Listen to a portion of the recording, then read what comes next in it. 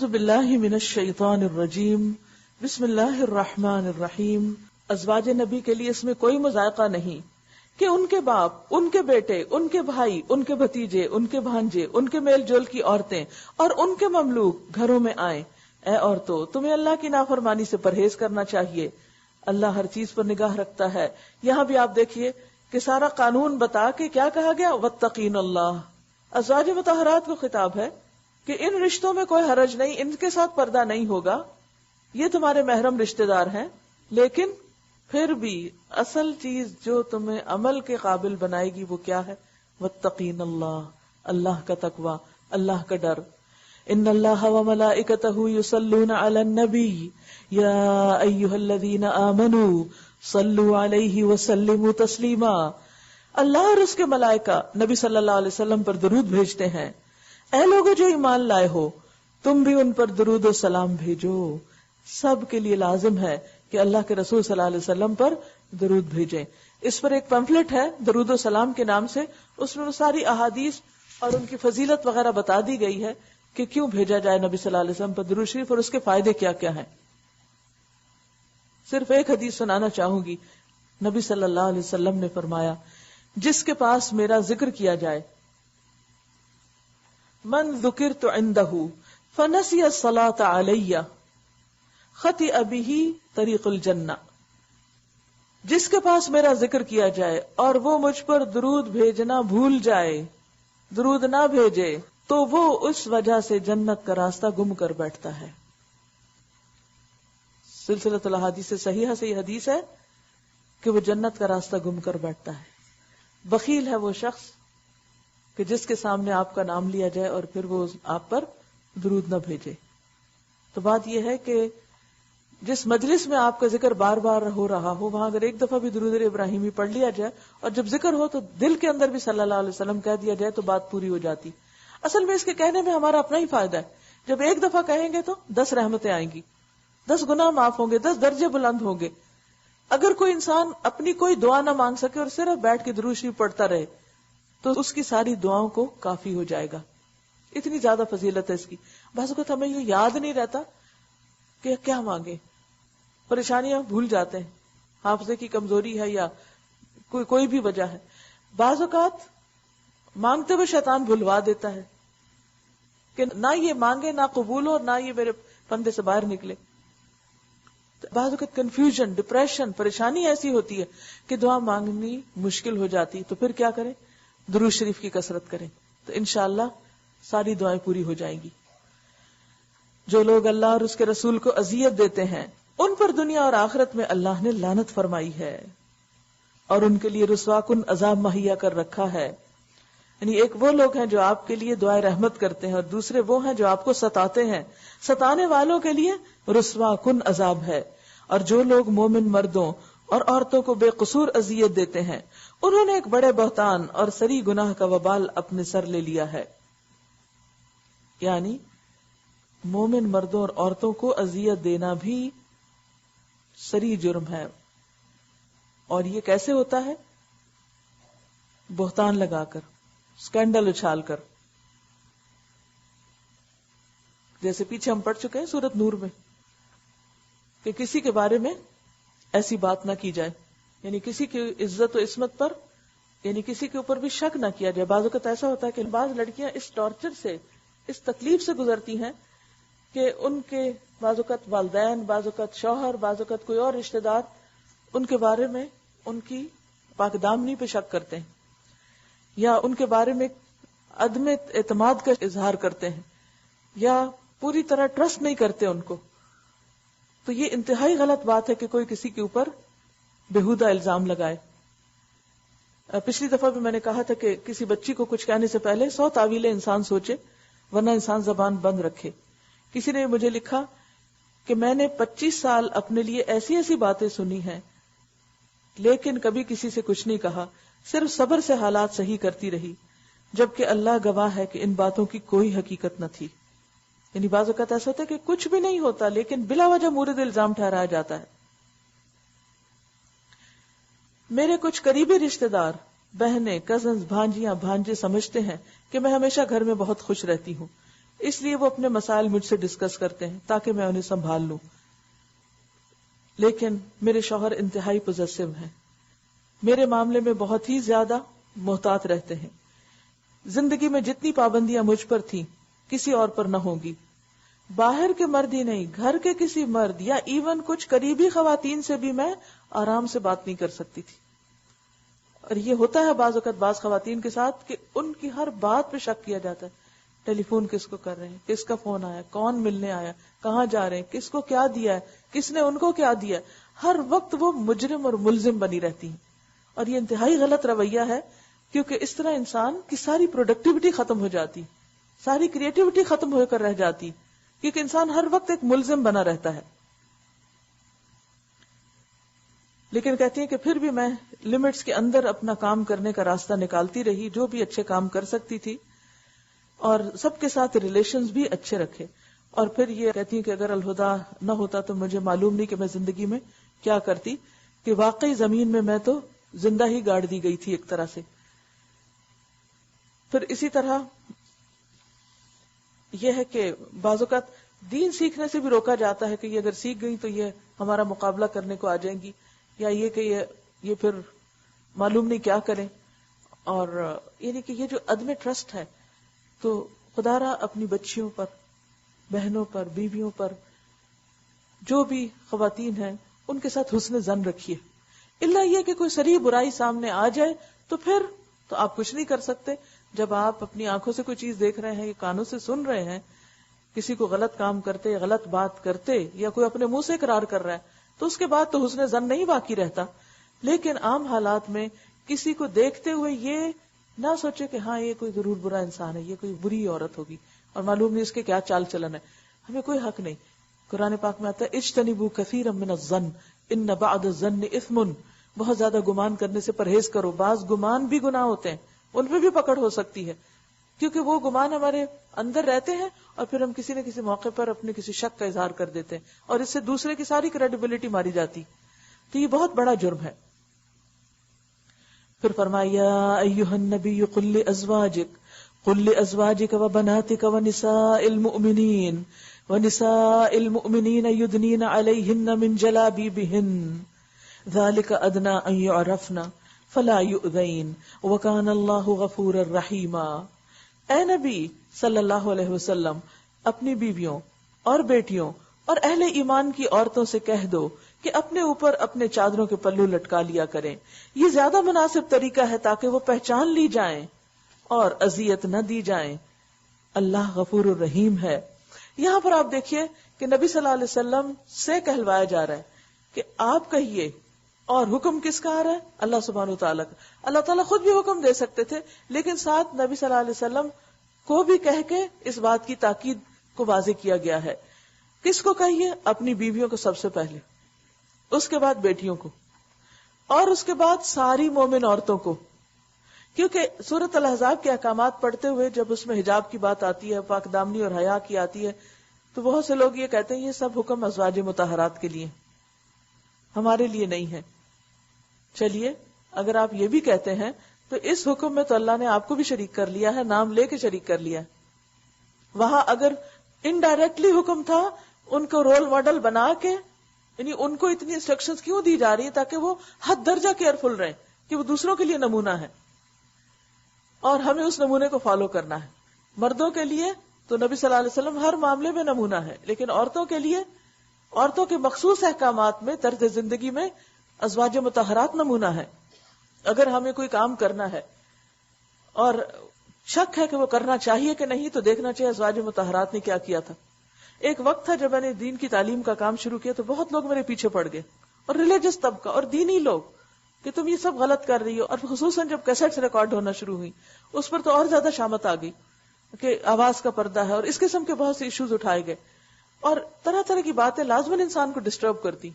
تو جب میں ایسی باتوں سے ڈسٹرب ہوتی تھی تو میں فوراً 2 نفل پڑھتی، اللہ سے دعا کرتی، رو رو کے اللہ سے دعائیں کی کہ اللہ میرا شر صدر کر دے کہ مجھے کیا کرنا چاہیے. انہی دنوں میرے ہاتھ حضرت عائشہ رضی اللہ تعالیٰ عنہ کی سیرت کی کتاب لگی، سیرت عائشہ، بہترین کتاب ہے. اس میں نے اس کتاب کو پڑھا اور اس میں ان کی ساری زندگی کا ایک طرح سے جائزہ لیا، اور یقین مانے کہ وہ ہمیشہ میرے لیے رول ماڈل رہی. اس کے بعد کہ وہ کس طرح تدریس کا کام کرتی رہی، کس طرح انہوں نے مردوں کو بھی سکھایا، کس طریقے سے انہوں نے عملی زندگی میں حصہ لیا، کس طرح انہوں نے بے شمار یتیموں کی سرپرستی کی، ان کو یعنی ایک سوشل ورک کا کس طرح کا کام کر رہی تھی، اور کس طریقے سے لوگ ان کی سارے علم اور ہنر سے فائدہ اٹھا رہے تھے. اس کے بعد ایسا اللہ نے شرح صدر کیا کہ کوئی بھی بات کرتا تو میں فوراً دیکھتی کہ حضرت عائشہ کا اس سلسلے میں ان کا طرز عمل کیا تھا. اور اسی طرح باقی معاملات میں بھی آپ ازواج مطہرات کے جو طریقے ہیں، مثلا کوئی صدقہ خیرات میں بہت آگے تھی، کوئی اپنی ذاتی عبادت اور ذکر اذکار میں بہت آگے تھی. تو مختلف ازواج کے اندر آپ کو مختلف رول ماڈلز ملیں گے. اس لیے امہات المومنین کے نام کی جو کتاب ہے وہ ہر ایک کو ضرور وقتاً فوقتاً پڑھ لینی چاہیے، کہ وہ ہمارے لیے اسوہ ہیں، وہ نمونہ ہیں، وہ رول ماڈل ہیں. ہمیں ان کے طریقوں کو اپنانا ہے. اور اس کے بعد وہ احکامات بھی ہم نے اختیار کرنے ہیں کہ جو اللہ سبحانہ وتعالی نے براہ راست خواتین کے نام کے ساتھ ان کو دیے ہیں. اور ان میں کیا ہے، اے نبی اپنی ازواج، بنات اور تمام مومن عورتوں سے کہہ دیجئے. کیا کہہ دیجئے؟ یدنین علیہن. ادنا کا مطلب ہوتا ہے ارخاء، یعنی کہ لٹکانا. لٹکا لیں علیہن اپنے اوپر سے، من جلابیبہن اپنے جلباب میں سے. جلباب کہتے ہیں بڑی چادر کو، آؤٹر گارمنٹ جو گھر سے باہر نکلتے وقت لیا جاتا ہے. یہ جو آپ لوگوں نے جلباب سی لیے ہیں نا، کہ ان کے آستین وغیرہ نکال لیے ہیں اور ان کو اوپر پہن لیتے ہیں، تو یہ ایک اس کی موڈیفائڈ شکل ہے. لیکن اصل چیز کیا ہے؟ بڑی چادر. کہ بڑی چادر عورت اس طرح لے کے جس میں اپنے آپ کو پوری طرح لپیٹ لے کہ جس کے اس کے انر گارمنٹس، جسم کی شیپ اور باقی چیزیں نظر نہ آئے، یعنی اندر کی خوبصورتی نظر نہ آئے. اور پھر یہ کہ جب وہ لے تو وہ اس کو اوپر سے لٹکائے، یعنی گھنگٹ کے یہاں ایک طرح سے بات آ رہی ہے. کیوں؟ کیونکہ گھنگٹ بھی حیا کی ایک علامت ہے. جب ہم بالکل اپنے آپ کو نمایاں کر لیتے ہیں تو پھر وہ حیا ختم ہو جاتا ہے.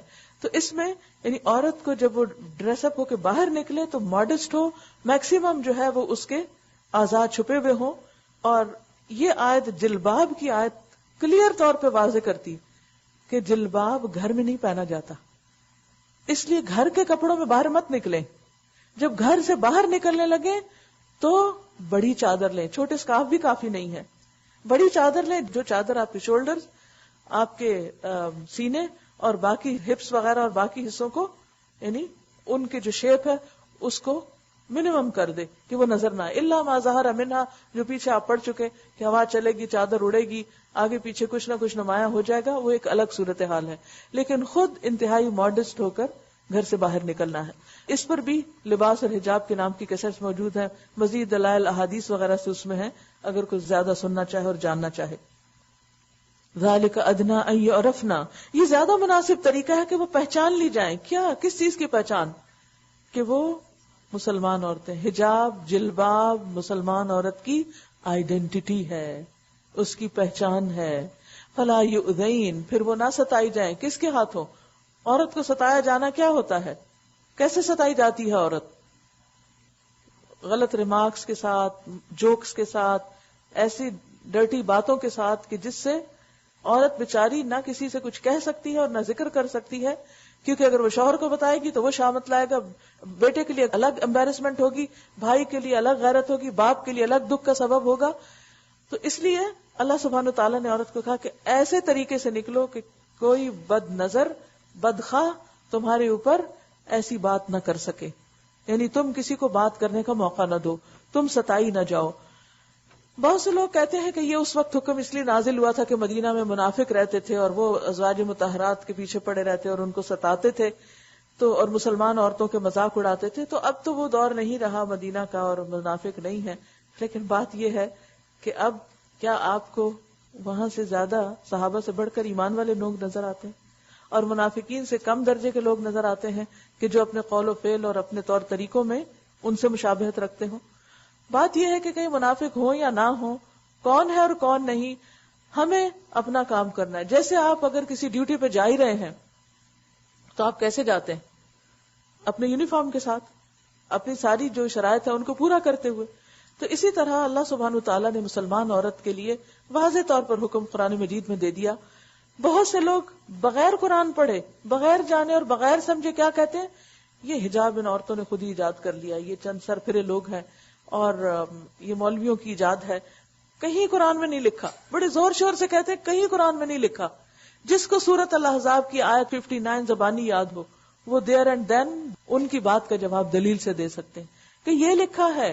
پھر کہتے ہیں کہ ازواج کے لیے تھا، وہی لکھا ہے نساء المومنین کے لیے بھی ہے جلباب.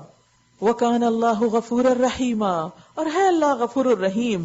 یعنی ان سارے احکامات پر پابندی کے بعد بھی اگر کسی سے کوئی غلطی ہو گئی تو اللہ تعالیٰ معاف کرنے والا ہے، ایز لانگ ایز وہ حیا کا ثبوت دے. اگر منافقین اور وہ لوگ جن کے دلوں میں خرابی ہے اور وہ جو مدینہ میں ہیجان انگیز افواہیں پھیلانے والے ہیں اپنی حرکتوں سے باز نہ آئے تو ہم ان کے خلاف کارروائی کرنے کے لیے تمہیں اٹھا کھڑا کریں گے. پھر یہ ان کی شامت آئے گی، پھر وہ اس شہر میں مشکل ہی سے تمہارے ساتھ رہ سکیں گے، کیونکہ منافقین کو آج تک کچھ کہا نہیں گیا تھا، ان سے درگزری کی جا رہی تھی، کیونکہ بظاہر وہ اپنے آپ کو چونکہ مسلمان کہتے تھے. لیکن یہاں بتا دیا گیا کہ اگر آئندہ وہ باز نہیں آتے تو پھر ان سے اب رعایت نہیں برتی جائے گی. ان کو بھی تھریٹ کیا جا رہا ہے، ایک طرح سے وارن کیا جا رہا ہے. ان پر ہر طرف سے لعنت کی بوچھاڑ ہوگی، جہاں کہیں پائے جائیں گے پکڑے جائیں گے اور بری طرح مارے جائیں گے. یہ اللہ کی سنت ہے جو ایسے لوگوں کے معاملے میں پہلے سے چلی آ رہی ہے، اور تم اللہ کی سنت میں کوئی تبدیلی نہ پاؤ گے. لوگ تم سے پوچھتے ہیں کہ قیامت کی گھڑی کب آئے گی، کہو اس کا علم تو اللہ ہی کو ہے، تمہیں کیا خبر، شاید کہ وہ قریب ہی آ لگی ہو. بہرحال یہ یقینی امر ہے کہ اللہ نے کافروں پر لعنت کی ہے اور ان کے لیے بھڑکتی ہوئی آگ مہیا کر دی ہے جس میں وہ ہمیشہ رہیں گے، کوئی حامی و مددگار نہ پا سکیں گے. جس روز ان کے چہرے آگ پر الٹ پلٹ کیے جائیں گے اس وقت وہ کہیں گے کاش ہم نے اللہ اور رسول کی اطاعت کی ہوتی. الٹ پلٹ کو آپ اس طرح کرتے جیسے کباب تلتے ہیں نا، تو ایک طرف سے لال ہو جاتا ہے پھر پلٹ دیتے ہیں، ادھر سے دیکھتے ہیں ابھی کچا پھر پلٹ دیتے ہیں. یعنی چہرے کو الٹ پلٹ کرنے کا معنی یہ ہے کہ خوب خوب اس کو تپایا جانا. اور چہرے کی بات خاص طور پر کس لیے کی گئی؟ کیونکہ انسان اپنے چہرے کو سب سے زیادہ عزیز اور معزز رکھتا ہے، اور اگر چہرہ جل جائے یا چہرے پر کوئی داغ دھبے پڑ جائیں تو پھر باقی حسن تو کوئی معنی نہیں رکھتا. تو قیامت کے دن چہروں کو تپایا جائے گا اور پلٹایا جائے گا آگ میں. اس وقت انسان کہے گا کاش میں اللہ رسول کی بات مان لیتا، میں نے اس وقت اللہ کا حکم سن کر، آیت 59 سن کر اپنے طرز عمل میں کیوں نہ تبدیلی کر لی کہ آج مجھے یہ تکلیف نہ اٹھانی پڑتی، اور کاش ہم رسول کی اطاعت کرتے. پیچھے بھی آپ یہ پڑھ چکے ہیں. اور وہ کہیں گے اے ہمارے رب، ہم نے اپنے سرداروں اور اپنے بڑوں کی اطاعت کی، اپنے بڑوں کی اطاعت کی. کیونکہ عام طور پر کیا ہوتا ہے، وہ قصہ آپ کو یاد ہوگا کہ ایک شخص اپنی گاڑی کی ٹنکی جو تھی پیٹرول کی وہ آدھی بھرواتا تھا. تو بیٹے نے دیکھا باپ ہمیشہ ٹنکی فل نہیں کرواتا، تو اس نے بھی ہمیشہ یہی طریقہ اختیار کیا. جب اس کا بیٹا بڑا ہوا تو اس نے بھی یہی کیا. 3 جنریشن ایک ہی طریقے پہ چلتی رہی. تو ایک دن باپ نے اپنے بچے سے پوچھا کہ تم آدھی ٹنکی کیوں فل کراتے؟ اس نے کہا میں نے ہمیشہ آپ کو یہی کرتے دیکھا تو اس لیے میں بھی یہی کرتا رہا، اور میرا بیٹا مجھے دیکھ کے یہی کر رہا ہے. تو اس نے کہا میری تو گاڑی کی ٹینکی اوپر سے خراب تھی، اس وجہ سے میں فل نہیں کرا سکتا تھا. تو یہ ہوتی ہے بلائنڈ فالوئنگ. ہم کیا کریں اور کیا نہ کریں، ہم عموماً صرف لوگوں کو دیکھ کے بھیڑ چال اندھا دھند پیچھے چل پڑتے ہیں اور دیکھتے ہیں کیونکہ یہ سارے کر رہے ہیں اس لیے بڑی حجت ہے کہ میں بھی وہی کر لوں. تو قیامت کے دن انسان سخت پچھتائے گا کہ کاش میں نے فلاں کی اطاعت نہ کی ہوتی، انہوں نے تو مجھے رستے سے ہی بھٹکا دیا. بعض اوقات ہم کسی کی گاڑی کو وہ گاڑی سمجھ کے فالو کرنے لگتے ہیں جس کو ہمیں فالو کرنا چاہیے، اور کیا ہوتا ہے کہ ہم کہیں سے کہیں پہنچ جاتے ہیں. فَأَضَلُّونَ السَّبِيلَ، انہوں نے ہمارا راستہ گم کر دیا. اے رب ان کو دوہرا عذاب دے اور ان پر سخت لعنت کر. اے لوگو جو ایمان لائے ہو ان لوگوں کی طرح نہ بن جاؤ جنہوں نے موسیٰ کو اذیتیں دی تھیں، پھر اللہ نے ان کی بنائی ہوئی باتوں سے اس کی برات فرمائی اور وہ اللہ کے نزدیک باعزت تھا. اے ایمان لانے والو اللہ سے ڈرو اور ٹھیک بات کیا کرو. یا ایھا الذین آمنوا اتقوا اللہ وقولوا قولا سدیدا. قول سدید کیا ہوتی ہے؟ درست بات. کیسی؟ جو حقیقت کے مطابق ہو، جو دلیل پر مبنی ہو، جو حقیقت میں اصل میں درست ہو. اگر تم وہ بات کرو گے تو اللہ تمہارے اعمال درست کر دے گا اور تمہارے قصوروں سے درگزر فرمائے گا. جو شخص اللہ اور اس کے رسول کی اطاعت کرے اس نے بڑی کامیابی حاصل کی. یعنی یہاں پر کامیابی کا کرائیٹیریا بتا دیا گیا، اللہ رسول کی بات ماننا. ہم نے اس امانت کو آسمانوں اور زمین اور پہاڑوں کے سامنے پیش کیا تو وہ اسے اٹھانے کے لیے تیار نہ ہوئے اور اس سے ڈر گئے، مگر انسان نے اسے اٹھا لیا. بے شک وہ بڑا ظالم اور جاہل ہے. یہ کیا امانت تھی کہ اللہ کی اطاعت اپنی مرضی اور چوائس کے ساتھ کریں گے. اس بارے امانت کو اٹھانے کا لازمی نتیجہ یہ ہے کہ اللہ منافق مردوں اور منافق عورتوں اور مشرک مردوں اور مشرک عورتوں کو سزا دے اور مومن مردوں اور عورتوں کی توبہ قبول کرے. اللہ درگزر کرنے والا اور رحیم ہے. سورۃ سبا. بسم اللہ الرحمن الرحیم. الحمد للہ الذی لہ ما فی السماوات وما فی الارض ولہ الحمد فی الآخرہ وہو الحکیم الخبیر. حمد اس خدا کے لیے ہے جو آسمانوں اور زمین کی ہر چیز کا مالک ہے، ہر چیز کا، ہر چیز، اور آخرت میں بھی اسی کے لیے حمد ہے. وہ دانا اور باخبر ہے. جو کچھ زمین میں جاتا ہے، چاہے مرنے کے بعد انسان یا جانور یا پانی یا زہریلے مادے، کچھ بھی، اور جو کچھ اس سے نکلتا ہے اور جو کچھ آسمان سے اترتا ہے اور جو کچھ اس میں چڑھتا ہے، ہر چیز کو وہ جانتا ہے اور وہ رحیم اور غفور ہے. یعنی اس کا علم ہر چیز پہ محیط ہے. کچھ بھی جو ایکٹیویٹی ہو رہی ہے وہ سب اس کی نظر میں ہے. منکرین کہتے ہیں کیا بات ہے کہ قیامت ہم پر نہیں آ رہی؟ کہو قسم ہے میرے عالم الغیب پروردگار کی، وہ تم پر آ کر رہے گی. اس سے ذرہ برابر کوئی چیز نہ آسمانوں میں چھپی ہوئی ہے نہ زمین میں، نہ ذرے سے بڑی اور نہ ذرے سے چھوٹی. سب کچھ ایک نمایاں دفتر میں درج ہے، انوینٹری ہو چکی ہے. اور یہ قیامت اس لیے آئے گی، کس لیے؟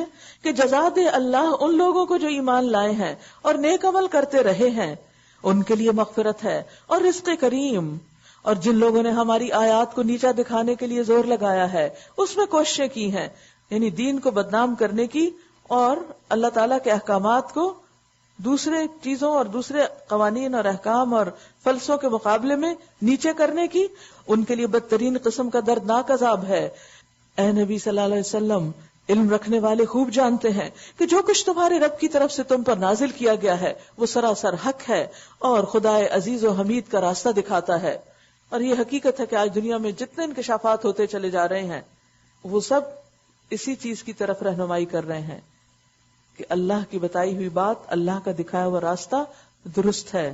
وہ یرا، اور دیکھ لیں گے، جلد دیکھ لیں گے وہ لوگ جن کے پاس علم ہے، اس میں دنیا اور دین دونوں کا علم. وقال الذين كفروا هل ندلكم على رجل ينبئكم اذا مزقتم كل ممزق انكم لفي خلق جديد. منکرین لوگوں سے کہتے ہیں ہم بتائیں تمہیں ایسا شخص جو خبر دیتا ہے کہ تمہارے جسم کا ذرہ ذرہ جب منتشر ہو چکا ہوگا اس وقت تم نئے سرے سے پیدا کر دیے جاؤ گے. نامعلوم یہ شخص اللہ کے نام سے جھوٹ گڑتا ہے یا اسے جنون لاحق ہے، کریزی ہو گیا ہے. نہیں، بلکہ جو لوگ آخرت کو نہیں مانتے وہ عذاب میں مبتلا ہونے والے ہیں اور وہی بری طرح بہکے ہوئے ہیں. کیا انہوں نے کبھی اس آسمان اور زمین کو نہیں دیکھا جو انہیں آگے اور پیچھے سے گھیرے ہوئے ہیں؟ ہم چاہیں تو انہیں زمین میں دھنسا دیں یا آسمان کے کچھ ٹکڑے ان پر گرا دیں. در حقیقت اس میں ایک نشانی ہے ہر اس بندے کے لیے جو خدا کی طرف رجوع کرنے والا ہو. وَلَقَدْ آتَيْنَا دَاوُودَ مِنَّا فَضْلًا. ہم نے داؤد کو اپنے ہاں سے بڑا فضل عطا کیا تھا. ہم نے حکم دیا کہ اے پہاڑوں اس کے ساتھ ہم آہنگی کرو، اور یہی حکم ہم نے پرندوں کو دیا. یہ کیا تھی ہم آہنگی؟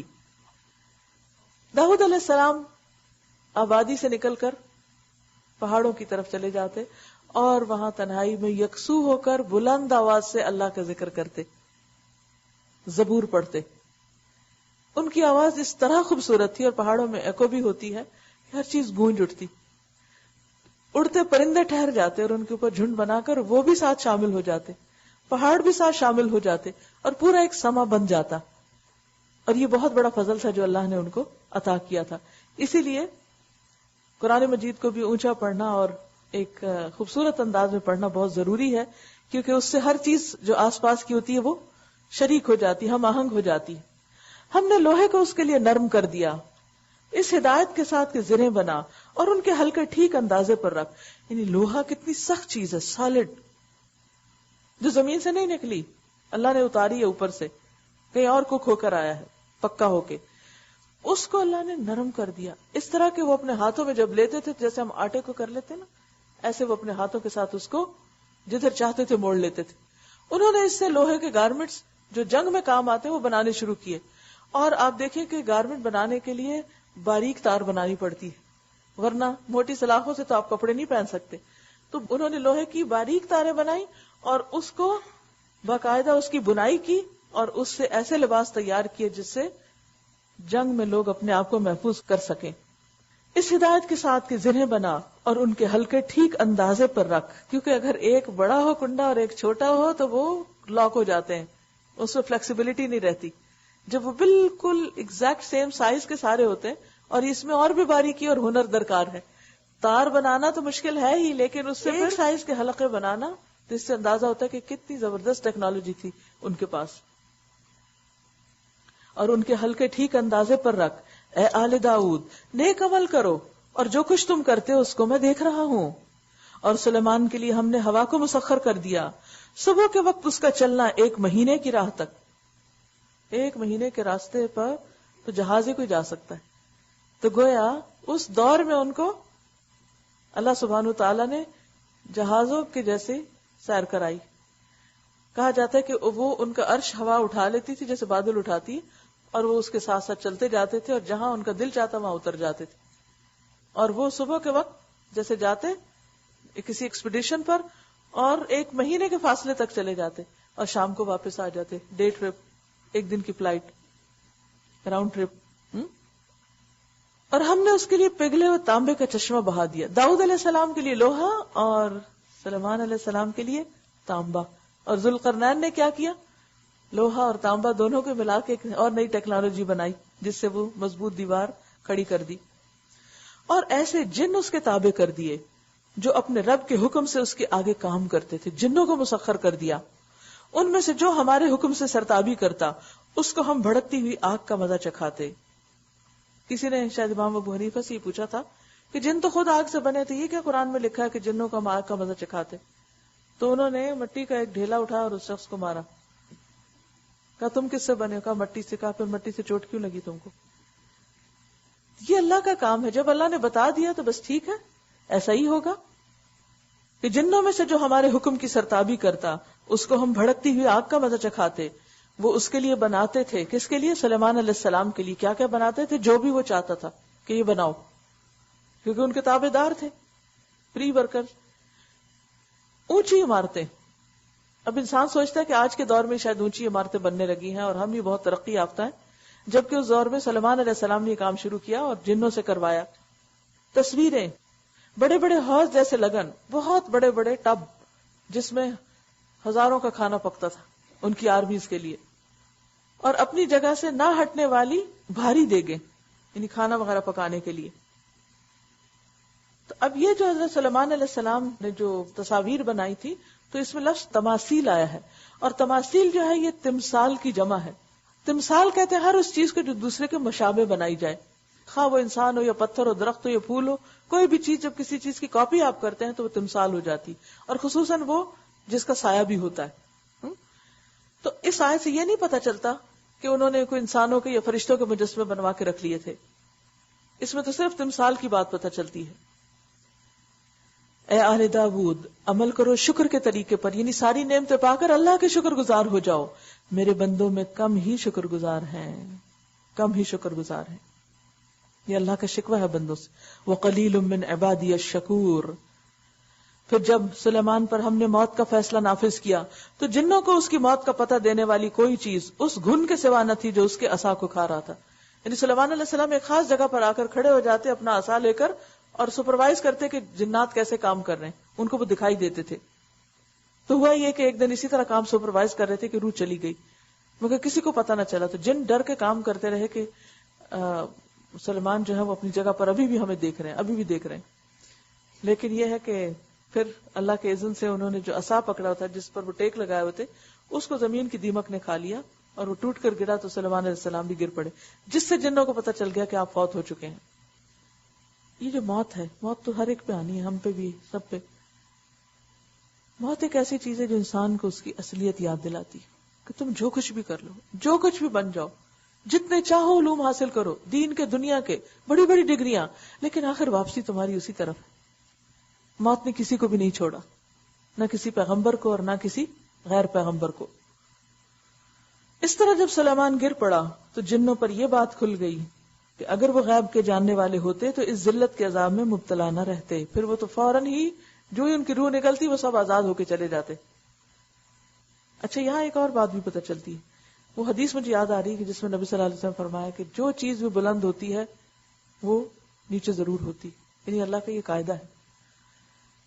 اگر کسی کو بہت دنیاوی مال ملا ہے تو وہ بھی نیچے آئے گا، کسی کو عزت ملی ہے تو اس میں بھی حرف آئے گا، کسی کو کچھ اور ہنر ملا ہے تو اس کو بھی کمی بیشی ہوگی، کیونکہ بقا صرف اللہ کے لیے اور بندوں کے لیے فنا ہے. بلندی صرف اللہ کے لیے، باقی سب بندے ہیں.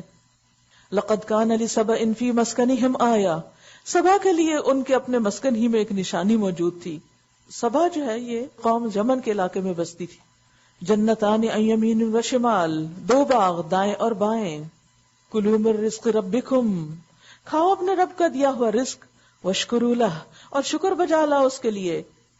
بلدۃ طیبۃ ورب غفور، عمدہ اور پاکیزہ شہر اور پروردگار ہے بخشش فرمانے والا. اتنی نعمتیں اللہ نے تمہیں دی ہیں، تم اللہ کے فرما بردار بن جاؤ. لیکن انہوں نے کیا کیا؟ بات نہیں مانی، مگر وہ منہ موڑ گئے. آخر کار ہم نے ان پر بند توڑ سیلاب بھیج دیا.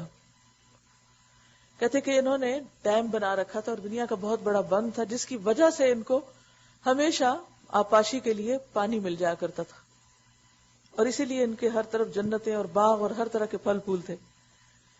لیکن انہوں نے اللہ کی ناشکری کی، نافرمانی کی، تو کیا ہوا؟ بند ٹوٹ گیا. اور جب بند ٹوٹا ہر چیز بہا کے لے گیا، حتیٰ کہ وہ جو نرم زرخیز مٹی ہوتی ہے وہ بھی آگے کہیں اور لے گیا. اب ان کی زمین اس قابل نہ رہی کہ اس پہ کچھ بھی اگا سکے سوائے جھاڑ جھنکار کے. مگر وہ منہ موڑ گئے. آخرکار ہم نے ان پر بند توڑ سیلاب بھیجا، اور ان کے پیچھے 2 باغوں کی جگہ 2 اور باغ انہیں دیے، جن میں کڑوے کو سیلے پھل اور جھاؤ کے درخت تھے اور کچھ تھوڑی سی بیریاں. یہ تھا ان کے کفر کا بدلہ جو ہم نے ان کو دیا، اور ناشکر انسان کے سوا ایسا بدلہ ہم کسی اور کو نہیں دیتے. کسی اور کے ساتھ ایسا نہیں ہوتا جب تک کہ انسان ناشکری نہ کرے. اور ہم نے ان کے اور ان بستیوں کے درمیان جن کو ہم نے برکت عطا کی تھی نمایاں بستیاں بسا دی تھی، اور ان میں سفر کی مسافتیں ایک اندازے پر رکھی تھی. چلو پھرو ان راستوں میں رات دن پورے امن کے ساتھ.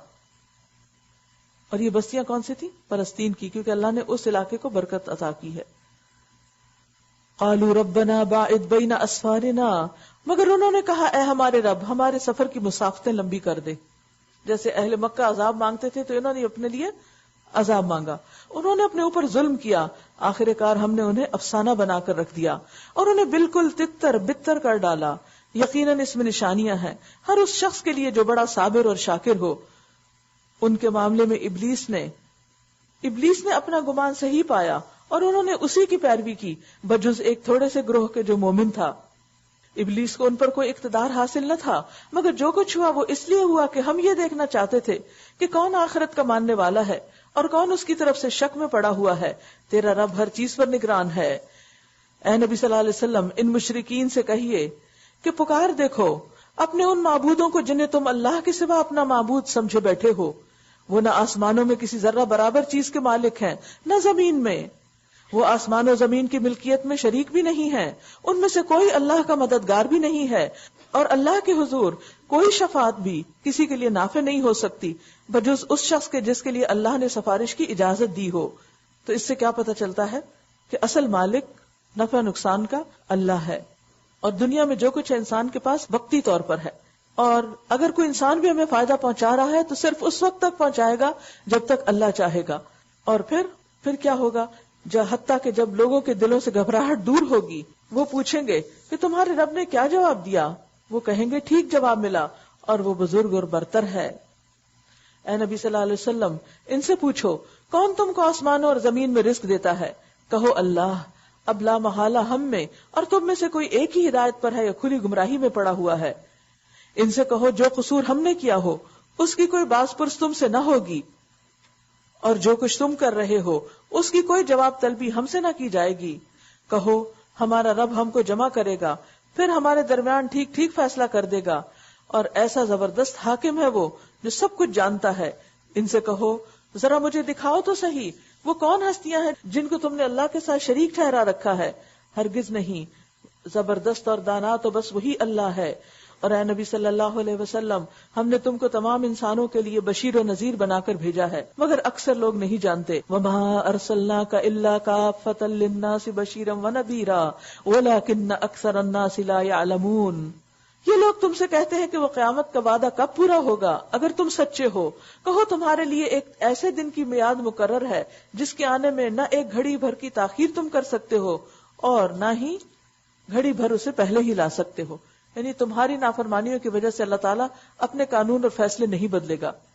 وقال الذین کفروا لن نؤمن بهذا القرآن، یہ کافر کہتے ہیں کہ ہم اس قرآن کو بالکل نہیں مانیں گے اور نہ اس سے پہلے آئی ہوئی کسی کتاب کو تسلیم کریں گے. ہر چیز کا چٹا انکار. کاش تم دیکھو ان کا یہ حال اس وقت جب یہ ظالم اپنے رب کے حضور کھڑے ہوں گے. اس وقت یہ ایک دوسرے پر الزام دھریں گے. جو لوگ دنیا میں دبا کر رکھے گئے تھے وہ بڑے بننے والوں سے کہیں گے اگر تم نہ ہوتے تو ہم مومن ہوتے، یعنی تمہاری وجہ سے ہم بگڑے ہیں. تو اس سے کیا پتہ چلتا ہے کہ انسان کے لیے ماحول بہت اہم چیز ہوتی ہے. وہ بڑے بننے والے ان دبے ہوئے لوگوں کو جواب دیں گے کیا ہم نے تمہیں اس ہدایت سے روکا تھا جو تمہارے پاس آئی تھی؟ نہیں، بلکہ تم خود ہی مجرم تھے. وہ دبے ہوئے لوگ ان بڑے بننے والوں سے کہیں گے نہیں، شب و روز کی مکاری تھی جب تم ہم سے کہتے تھے کہ ہم اللہ سے کفر کریں اور دوسروں کو اس کا ہمسر ٹھہرائیں، یعنی دوسروں کو اس کا شریک بنائیں. آخرکار جب یہ لوگ عذاب دیکھیں گے تو اپنے دلوں میں پچھتائیں گے اور ہم ان منکرین کے گلوں میں توق ڈال دیں گے. کیا لوگوں کو اس کے سوا کوئی اور بدلہ دیا جا سکتا ہے کہ جیسے ان کے اعمال تھے ویسی ہی وہ جزا پائیں؟ کبھی ایسا نہیں ہوا کہ ہم نے کسی بستی میں ایک خبردار کرنے والا بھیجا ہو اور اس بستی کے کھاتے پیتے لوگوں نے یہ نہ کہا ہو کہ جو پیغام تم لے کر آئے ہو اس کو ہم نہیں مانتے. انہوں نے ہمیشہ یہی کہا کہ ہم تم سے زیادہ مال اور اولاد رکھتے ہیں اور ہم ہرگز سزا پانے والے نہیں ہیں. اے نبی صلی اللہ علیہ وسلم ان سے کہو میرا رب جسے چاہتا ہے کشادہ رزق دیتا ہے اور جسے چاہتا ہے نپا تلا دیتا ہے. یعنی رزق کی تقسیم اللہ نے اپنے ہاتھ میں رکھی ہے مگر اکثر لوگ اس کی حقیقت نہیں جانتے. یہ تمہاری دولت اور تمہاری اولاد نہیں جو تمہیں ہم سے قریب کرتی ہو. انسان ان دو چیزوں کا بڑا حریص ہوتا ہے. مال ہو تو اولاد چاہیے، اولاد ہو تو مال چاہیے، اور ہر وقت انہی دو کی فکریں کھائی جاتی ہیں اس کو. فرمایا تم ان چیزوں کے پیچھے بھاگتے ہو. یہ چیزیں ہمارے قریب نہیں کریں گی تم کو کہ تمہارے بچے کیسے تھے، کتنے تھے، کیا کیا پڑھا انہوں نے، کیا ڈگریاں لی، کون سی جابز کی، کن کن عہدوں پہ پہنچے، یا یہ کہ مال کیسا کیسا تھا، کتنی زمینیں تھیں اور کتنا سونا اور کتنا بینک بیلنس. نہیں، مگر ہاں جو ایمان لائے اور نیک عمل کرے تو وہ کیا کرے گا؟ اولاد کو بھی نیکی کے راستے پہ لگائے گا اور مال کو بھی نیک راستوں میں خرچ کرے گا. ان کے لیے مال اور اولاد اللہ کے تقرب کا ذریعہ بن جائیں گے. یہی لوگ ہیں جن کے لیے ان کے عمل کی دوہری جزا ہے، دگنا اجر. ایک اجر تو ان کی اپنی کوششوں کا اور دوسرا اجر مال اور اولاد کے صدقہ جاریہ کا، کیونکہ ان کا عمل مرنے کے بعد ختم نہیں ہوتا بلکہ وہ ملٹی پلائی ہوتا رہتا ہے. وہ خود مر گئے لیکن عمل نہیں مرا. وہ فوت ہو چکے ہیں، عمل زندہ ہے، وہ لوگوں کے بیچ میں ہے اور ریوارڈ بھی دگنا ہوتا چلا جا رہا ہے. بہترین انویسٹمنٹ.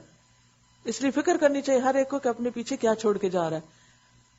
حدیث میں آتا نا کہ ابن آدم جب فوت ہوتا ہے تو اس کا نام اعمال بند کر دیا جاتا ہے سوائے 3 چیزوں کے. ان کا عمل لکھنے سے بند نہیں ہوتا. ولد صالح یدعو لہ، نیک اولاد جو ماں باپ کے لیے دعائیں کرے. کم از کم بچوں کو اتنی دعائیں تو سکھا دیں کہ جس سے وہ آپ کے مرنے کے بعد آپ کے لیے دعا کر سکیں. نمبر 2 صدقۃ جاریہ، ایسا مال خرچ کرنا کہ جس کا ثواب جاری ہو جائے. ایسی جگہوں پہ خرچ کرنا کہ جو آپ کے مرنے کے بعد بھی کام کرتی رہے. اور تیسری چیز علم ينتفع به، وہ علم جس سے لوگ فائدہ اٹھائیں. نفع مند علم، کوئی کتاب لکھ جائیں، کوئی شاگرد تیار کر جائیں، کچھ اور کسی طریقے سے اپنی کنٹریبیوشن کر جائیں.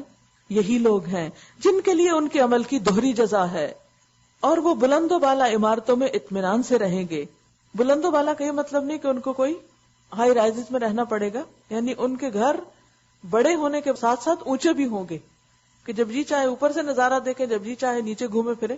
اور اب بھی آپ نے دیکھا ہوگا کہ جب بہت سے گھر ایلیگنٹ قسم کے بنتے ہیں تو سارا گھر تو پیچھے ڈبل سٹوری بنا لیتے اور سامنے کا فرنٹ اس طرح بہت اونچا کر کے بناتے.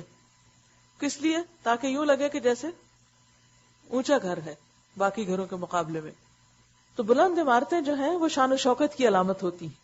یعنی اہل جنت کو پوری شان و شوکت سے جنت میں لے جایا جائے گا. یہ حدیث مجھے ہمیشہ بہت ہی اٹریکٹ کرتی ہے، اس لیے اس آیت کے حوالے سے سنانا چاہتی ہوں. آپ صلی اللہ علیہ وسلم نے فرمایا جنت میں ایسے بالا خانے ہیں جن کا ظاہر باطن ہے اور باطن ظاہر ہے، یعنی جیسے گلاس کے ہوتے ہیں، اندر سے باہر، باہر سے اندر نظر آ رہا ہوتا ہے. ایک اعرابی نے کہا یہ کس کے لیے ہے، کون اس میں جائے گا؟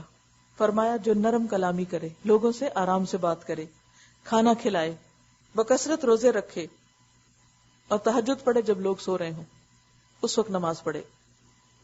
والذین یسعون فی آیاتنا، رہے وہ لوگ جو ہماری آیات کو نیچا دکھانے کے لیے دوڑ دھوپ کرتے ہیں تو وہ عذاب میں مبتلا ہوں گے. آیات کو نیچا دکھانا یعنی دین کے احکامات کو پیچھے کر دینا یا ان کا مقابلہ کرنا یا دوسری چیزوں کو ان سے بہتر بتانا. قل ان ربی یبسط الرزق لمن یشاء من عباده ویقدر له، اے نبی صلی اللہ علیہ وسلم ان سے کہیے میرا رب اپنے بندوں میں سے جسے چاہتا ہے کھلا رزق دیتا ہے اور جسے چاہتا ہے نپا تلا دیتا ہے. جو کچھ تم خرچ کر دیتے ہو اس کی جگہ وہی تم کو اور دیتا ہے، اور وہ سب رازقوں سے بہتر رازق ہے. اور جس دن وہ تمام انسانوں کو جمع کرے گا پھر وہ فرشتوں سے پوچھے گا کیا یہ لوگ تمہاری عبادت کیا کرتے تھے؟ یاد رکھیے کہ قدیم زمانے سے ہی جب انبیاء نے لوگوں کو فرشتوں پر ایمان لانے کو کہا اور فرشتوں کے کام بتائے تو انہوں نے اسی پر اکتفا نہیں کیا، خود سے ان کی تصویریں بنانے لگے. یہ جو دیوتاؤں اور دیویوں کا کانسیپٹ ہے یہ بھی دراصل فرشتوں ہی کی بنائی ہوئی تصویریں یا پھر ان کو گاڈ بنا لیا گیا. تو بڑے پیمانے پر جو بت پرستی ہے وہ دراصل فرشتوں کی وجہ سے بھی ہے، یعنی فرشتوں کو لوگوں نے خدائی میں شریک کر دیا. تو فرمایا کہ اس دن اللہ تعالیٰ خصوصاً فرشتوں سے پوچھے گا کہ کیا یہ تمہاری عبادت کرتے تھے؟ وہ جواب دیں گے پاک ہے آپ کی ذات. قالوا سبحانک انت ولینا من دونہم، ہمارا تعلق تو آپ سے ہے نہ کہ ان لوگوں سے. دراصل یہ ہماری نہیں بلکہ جنوں کی عبادت کرتے تھے، یعنی شیطانوں کے پھیر میں آئے ہوئے تھے، بہکائے ہوئے بہکے ہوئے لوگ تھے. ان میں سے اکثر انہی پر ایمان لائے ہوئے تھے. اس وقت ہم کہیں گے آج تم میں سے کوئی نہ کسی کو فائدہ پہنچا سکتا ہے نہ نقصان، اور ظالموں سے ہم کہہ دیں گے کہ اب چکھو اس عذاب جہنم کا مزہ جس سے تم جھٹلایا کرتے تھے. ان لوگوں کو جب ہماری صاف صاف آیات سنائی جاتی ہیں تو یہ کہتے ہیں کہ یہ شخص تو بس یہ چاہتا ہے کہ تم کو ان معبودوں سے برگشتہ کر دے جن کی عبادت تمہارے باپ دادا کرتے آئے ہیں، اور کہتے ہیں کہ یہ قرآن محض ایک جھوٹ ہے گھڑا ہوا. ان کافروں کے سامنے جب حق آیا تو انہوں نے کہہ دیا کہ یہ تو صریح جادو ہے، حالانکہ نہ ہم نے ان لوگوں کو پہلے کوئی کتاب دی تھی کہ یہ اسے پڑھتے ہوں، اور نہ تم سے پہلے ان کی طرف کوئی متنبع کرنے والا بھیجا تھا. ان سے پہلے گزرے ہوئے لوگ جھٹلا چکے ہیں، جو کچھ ہم نے انہیں دیا تھا اس کے عشر اشیر کو بھی یہ نہیں پہنچے، یعنی ان جیسی ترقی یہ نہیں کر سکے. مگر جب انہوں نے میرے رسولوں کو جھٹلایا تو دیکھ لو میری سزا کیسی سخت تھی. تو اگر ان کی سزا سخت تھی تو آج اگر کوئی رسولوں کو جھٹلاتا ہے یا ان کی اطاعت نہیں کرتا تو اس کے ساتھ کیا ہوگا؟